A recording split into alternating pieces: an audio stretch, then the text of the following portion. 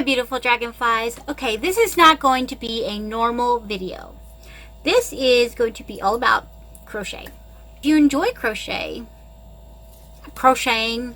or the products that are made from crochet, then watch this because I have a lot of things I'm working on. I'm going to go over what I'm working on, and then I'm going to show you a couple basic stitches. And the reason I'm doing the basic stitches is I have several people in my life that are interested in learning crochet, and I think that this is going to help them too. So if any of that interests you, keep watching, and let's get started for my first crochet video. Alright, from the Secret Yarnery, put out the Granny Square, Stash Buster Granny Square challenge. Granny Square challenge. Okay. I don't know if I'm supposed to be part of the challenge or not supposed to be part of the challenge, but I thought that it would be a lot of fun to be part of the challenge. So, as soon as they announced it, Krista announced it, because I try and watch her every Friday, I started making these. Now, I already had a project in mind when I bought this yarn. This is beautiful yarn, and I was able to find some more, so I did pick up some more.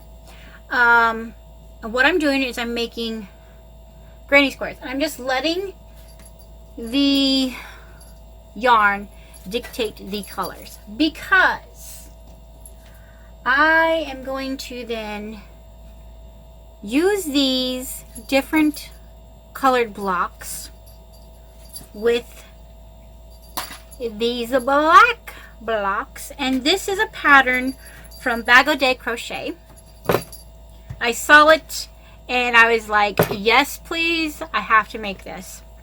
So I bought all this stuff about a year ago. I bought all the stuff to do it, and I just hadn't got to it. I was working on so many other things because there were so many things that I was interested in trying to make and whatever. But this is going to be a stained glass. I don't know if you can see it. I will put it here where you can see a little bit better possibly. But it's going to be a stained glass blanket. I was going to do it just so it would be like for on the couch or whatever. And I was like, no, if I'm going to commit to this, I'm going to commit to this. So I have figured out that I need 64 of these squares. I do not know how many I have so far. I just work on it whenever I have a minute. I carry it with me wherever I go. Each square that I'm making has to have 5 rows. 1, 2, 3, 4, 5. 5, so that they will fit these. Okay? So, yeah. Sometimes I do this while I'm watching TV and I end up with 6. So I ended up with 3 that have 6 rows instead of 5, which they are already fastened off. So I will figure out something I can do with these. Maybe make a couple more and make a pillowcase or whatever. But I'll figure that out. So those can't be used. I can't count those. Okay, and then I got to looking. And let me find one here. Oh, here we go. I have some that are only 4. Because like I said, I watch TV and I just get to going and I lose track and then I'm tying it off. So these, I have a few of these too. I'm just going to add another row to them. So I'll be able to use those. And like I said, I need 64 of them. So I have no idea how many I have as of now. So let's count real quick. It'll only take a minute. But when I say I'm a glutton for punishment, I'm a glutton for punishment. Look at this. Okay. 1, 2, 3, 4, 5, 6, 7, 8, 9, 10, 11, 12, 13, 14, 15, 16, 17, 18, 19, 20, 21, 22, 23, 24, 25, 26, 27, 28, 29, 30, 31, 32, 33, 35, 36, 37, 38, 39, 40. Remember, some of these are going to have to be 40. 41, 42, 43, 44, 45, 46. And I'm working on 47. And I need 64. So I still have a ways to go, but I will get there.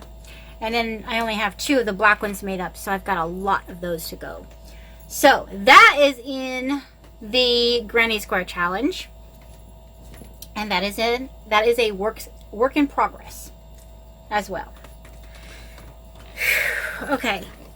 So then I decided that I wanted to go on and I wanted to do the Yarn Utopia and her 365 days of Granny Squares. And I thought, I'll just do January's and February's and get caught up now, and then I'll just start it and I'll just do one every.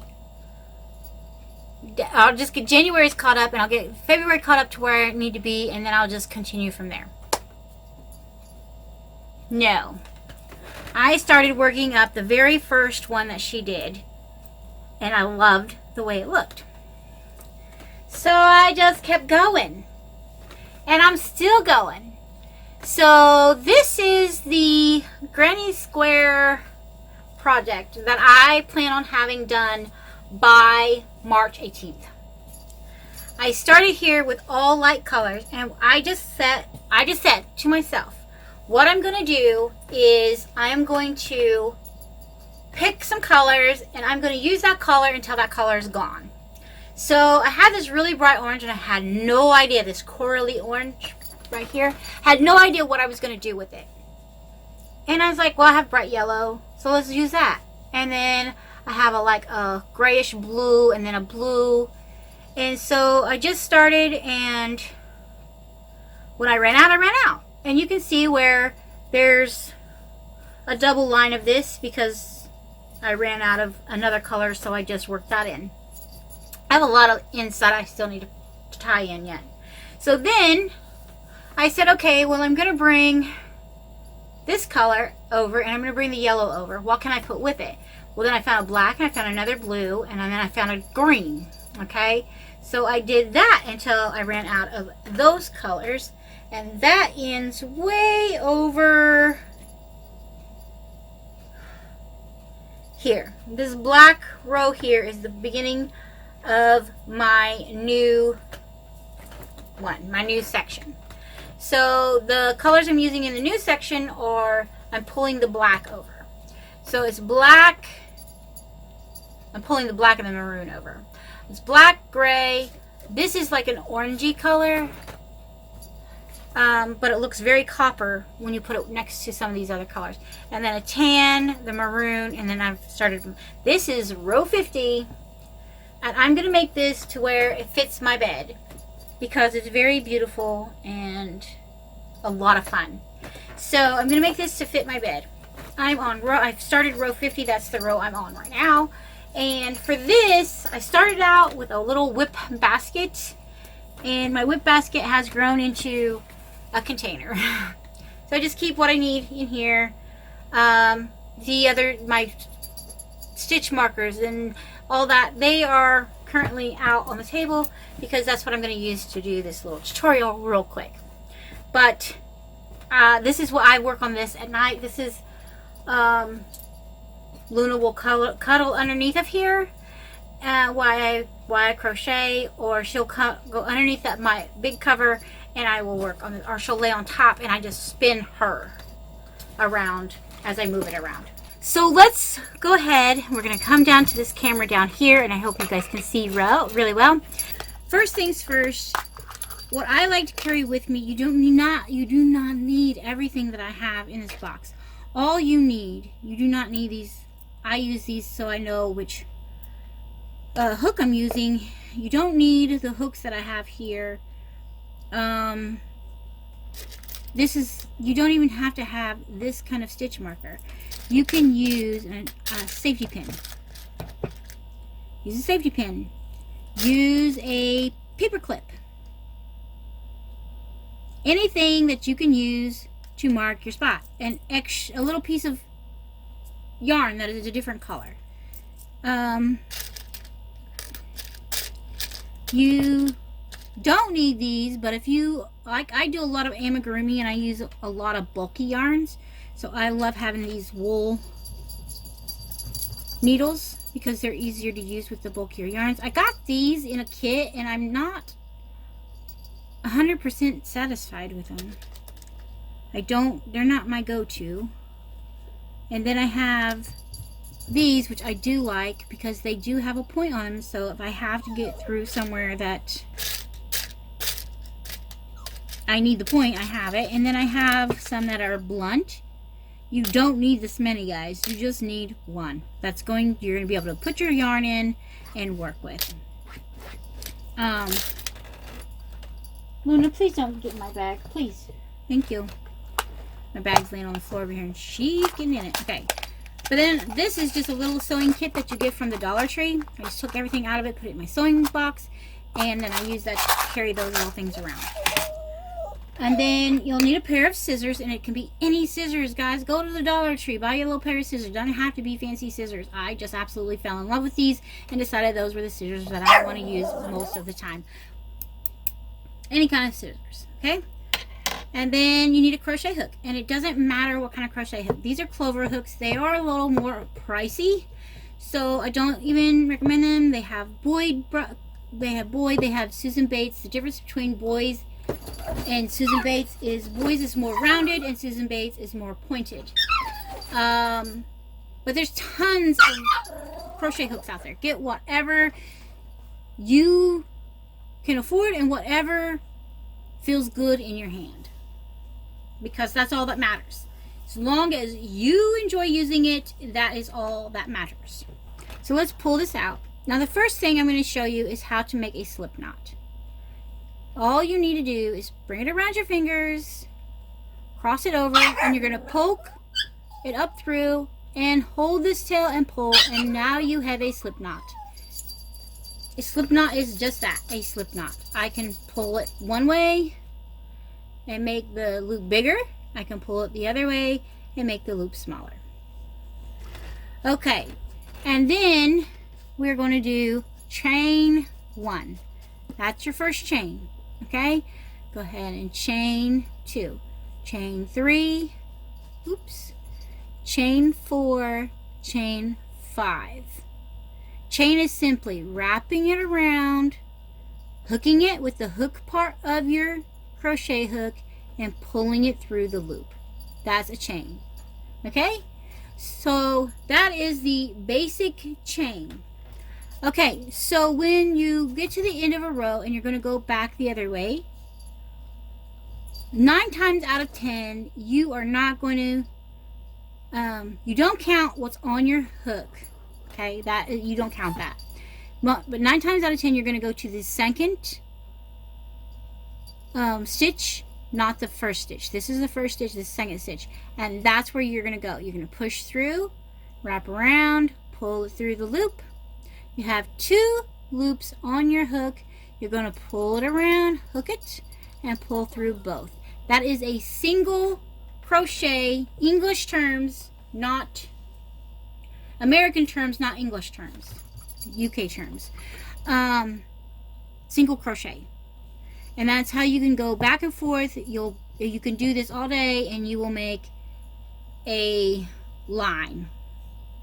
Okay? You're going to keep going. If you keep going, you're just going to have, eventually you're going to have a box. And then you're going to have a rectangle. And then you're going to have whatever, wherever you stop, that's what you're going to have. But you're going to just be able to work straight lines. So right now, that's as far as I want to show you for this first lesson. So what I encourage you to do is practice making your slip knot. Okay, let me do that again slower so you can see it. You're gonna wrap it around, put your finger where the 2 meet, pull them off of your fingers, take the long cord that's still attached to your skein, push it up through, and then you're gonna hold this tail and pull. That is a slip knot. Practice making your slip knots. They're very important. And then I want you to practice chaining 1, and then chaining 2, and continue chaining. And then I want you to practice turning and chaining back the other direction. So chain 1, chain 2, wrap it over, pull it through, wrap over, pull it through, wrap over, pull it through, wrap over, pull it through. Let the hook do the work and never pull it tight. I used to make this mistake. I used to pull tight after every stitch, and that is just setting you up for failure. Let the hook size that is up here dictate the size of your loop. Okay, and then I want you to practice skipping the first one. Don't count this one. This is your first one. This is your second one. You see the little hump and the little hump. Little hump, little hump. Do not count the one on hook. And you're going to go push in, wrap over and pull through, wrap over and pull through both. And that's what I want you to work on. This is what I want you to practice. And I will come on next week and we will work on double crochet, American terms, not UK terms. And I am like messing up because I keep trying to do something that... Okay, I want you to practice your slip knot. She just jumped on my leg, sorry. Practice your slip knots, practice your single crochets until you are comfortable. And then next week I'll come on and we'll talk about practice going back and forth, back and forth, back and forth. It doesn't have to be anything you're going to keep. It's practice. And next week I want to show you how to do a double crochet. We're going to talk about double crochet next week, and possibly no bites. Double crochet, and then we'll practice the double crochet going back and forth. Like I said, it doesn't have to be anything you're going to keep. Just get you a scrap piece of yarn, a little ball of yarn, and just practice. Just practice. That's all you have to do. Just want to watch my progress and stuff with everything, then you're more than welcome to do that too. And there are plenty of people out there that teach crochet. If you don't like the way that I'm teaching, there's plenty of other people out there that teach, and there are some really good ones. Jada and Stitches is really good. Nadia from Yarn Utopia is really good. They're very good at showing you the different steps. So if you prefer to watch them, that's great. This is just something I'm trying. I enjoy crochet, and I'm hoping that you guys will enjoy the journey of crochet with me. So, with that, we're going to say, remember, all dragonflies are beautiful in their own way. And we'll see you in the next video. Alright, guys. From me, the crazy crocheter, and Luna, the cutest little puppy ever. Have a wonderful, wonderful week, and we'll see you next week with some more crochet fun. Yes? Okay. Alright, guys. Love you, and we'll see you in the next one. Alright.